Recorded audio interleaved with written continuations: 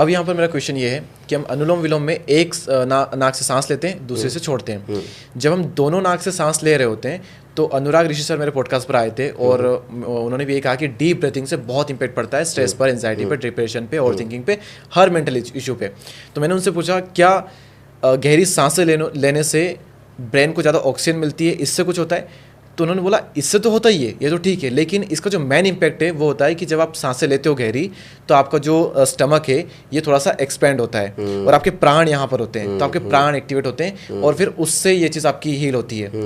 तो इसका कितना रोल है यहाँ पर? बहुत बड़ा रोल है, बहुत बड़ा रोल है। हाँ, और एग्री करता हूँ उनकी बात, मैंने भी उनकी बहुत सारी वीडियोस देखी। अच्छा, तो आपने बताया अनुलोम विलोम एक इस तरह से ये जस्ट अपोजिट हो रहा था, ये बिल्कुल अलग तरीका है, और उन्होंने बताया ये अलग तरीका हो गया। तो इन दोनों में से कौन सा ज़्यादा इफेक्टिव है? आप देखो ना, मैं बताता हूँ, मैंने कहा ना 84 लाख आसन है, ऐसी प्राणायाम भी बहुत सारे हैं, ठीक है, सबकी अपनी कैटेगरी है। जैसे भस्त्रिका प्राणायाम की बात करो, जिसको डीप ब्रीदिंग आप कह रहे हो, भस्त्रिका प्राणायाम क्या करता है, हमारी एनर्जी को बूस्ट करता है। जैसे जब हम जिम ज्वाइन करते हैं ना, तो हमें बोला जाता है प्री वर्कआउट लो, पोस्ट वर्कआउट लो, कैरेटीन लो, और दुनिया भर के प्रोडक्ट्स बोले जाते हैं। जब आप ये कहोगे ना ट्रेनर को कि भाई यार मैं 2 रैप लगाता हूँ, मैं थक जाता हूँ, तो वो आपको एक नया सा कैरेटीन बता देगा कि सुन, इसको शेक में डाल के आ और हर एक रैप के बाद में इसको पी। BC डबल है। हाँ, योग में ऐसा नहीं होता। योग में आप भस्त्रिका प्राणायाम जब करते हो ना, लाइक डीप ब्रीदिंग जब आप करते हो, तो आपका एनर्जी बूस्ट होता है। वो आपको एनर्जी बूस्टर की अलग से जरूरत नहीं पड़ती, और वो एनर्जी बूस्ट होने के बाद में सबसे पहले उस हिस्से पे काम करता है जो एक्चुअली बहुत ज़रूरत है आपको हील करने की। भस्त्रिका का जो मीनिंग है ना, भस्त्रिका एक साउंड है, साउंड के नाम पे रखा है भस्त्रिका। लाइक गाँव घर में आज भी जहाँ चूल्हे होते हैं ना, मिट्टी के चूल्हे, उसमें फूक नहीं होती है, फूक मारने वाली, उस साउंड को भस्त्रिका बोलते हैं। तो जब हम भस्त्रिका करते हैं तो ये साउंड क्रिएट करते हैं, एंड भस्त्रिका का काम ही सिर्फ इतना सा है कि पर्टिकुलर उस पॉइंट को हील करेगा जहाँ एनर्जी की सबसे ज़्यादा जरूरत है। और अगर आप भस्त्रिका करते हो, जैसे क्या कई लोग मेरे को ये कहते हैं कि सर आपने भस्त्रिका बता दिया, कपालभाति बता दिया, अनुलोम विलोम बता दिया, आप कह रहे हो सूर्य नमस्कार 108 करो, इतनी स्ट्रेंथ होती तो जिम नहीं कर लेते।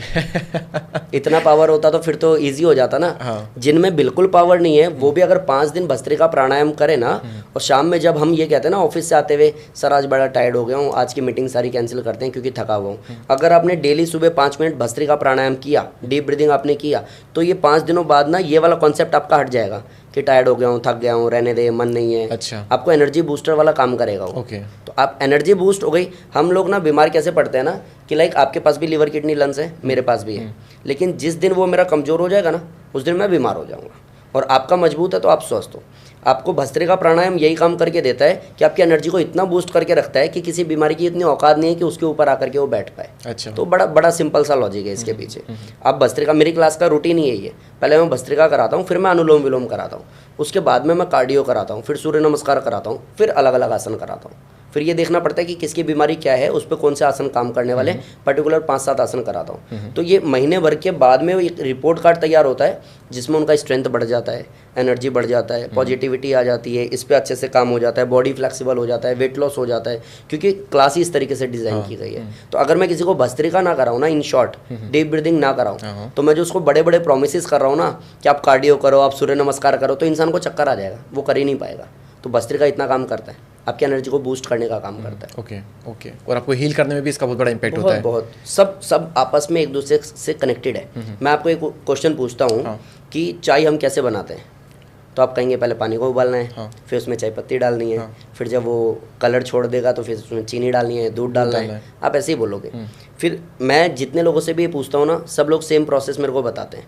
जितने लोग भी सेम प्रोसेस फॉलो करेंगे, सबकी चाय सेम बनेगी, ठीक है। अगर आपने चीनी कम डाल दी, या चाय पत्ती नहीं डाली, या फिर दूध डाला उबाला नहीं, तो चाय में वो टेस्ट नहीं आएगा। सेम भस्त्रिका का अपना रोल है, जैसे चाय पत्ती का अपना है, अनुलोम विलोम का अपना रोल है, जैसे दूध का अपना है। अब इसमें से कुछ भी मैं छोड़ देता हूँ ना, तो चाय तो बनेगी, मज़ेदार नहीं बनेगी। मतलब आप इनमें से कोई सा प्राणायाम या कोई एक्सरसाइज आप छोड़ देते हो, योग से फ़ायदा तो होगा, बट जो बहुत बड़ा चेंज आना चाहिए था ना, लाइक लाइफ ट्रांसफॉर्मेशन, वो नहीं आएगा। मतलब आप मतलब इस हिसाब से अनुलोम विलोम से सिर्फ इतना इम्पैक्ट नहीं पड़ेगा जितना साथ में और भी चीज़ें करने से पड़ेगा। सबका अपना रोल है। लेकिन जो कुछ नहीं कर पाता है ना, उसके लिए एटलीस्ट वो कुछ तो करे। वो जो कुछ, इवन जो डीप ब्रीदिंग भी सही से नहीं कर पाता है, मेरे पास ऐसे स्टूडेंट भी रहे हैं जिनको ब्रेन ट्यूमर था, उसके बाद में उनको ऑपरेशन किया तो स्टंट डाला, स्टंट ब्लॉक हो गया तो उनको पैरालिसिस हुआ। अब ऐसा इंसान जो बिल्कुल बेड पे पड़ा है उसको भी अनुलोम विलोम करा के आप ठीक कर सकते हो। इवन वो हाथ ना लगा सके ना तो भी आप अपनी उंगली लगा के कि इनहेल करो, अब एक्सेल करो, यहाँ से देखो कि आप बहुत मजबूत हो रहे हो, ऐसे लोग भी ठीक हो जाते हैं। वो डिपेंड करता है कि आप अनुलोम विलोम को कितनी शिद्दत से कर रहे हो, क्योंकि आप ज़मीन पे बैठ के करोगे तो भी फ़ायदा करेगा। अगर आप ज़मीन पे नहीं बैठ पाते हो, लाइक टेलबोन पेन है, नी पेन है, तो आप चेयर पे बैठ करके करोगे तो भी फ़ायदा करेगा। इवन आप कई ऐसे लोग हैं जो चेयर पे भी बैठ नहीं सकते, वो बिल्कुल डेड बेड पे पड़े हैं, अगर वहाँ पे भी उनको अनुलोम विलोम कराया जाए तो भी बेनिफिट देगा। बस ये है कि किसी की ऐसी कोई कैटेगरी आप डिसाइड नहीं कर सकते कि इसको पर्टिकुलर को करो और इसको छोड़ दो, सबकी अपनी वैल्यू है। लेकिन आप कुछ नहीं कर सकते तो भी मैं कहता हूँ आप अनुलोम विलोम करो, क्योंकि वो अकेला काफ़ी है बीमारी को हील करने में। Excellent, great, thank you.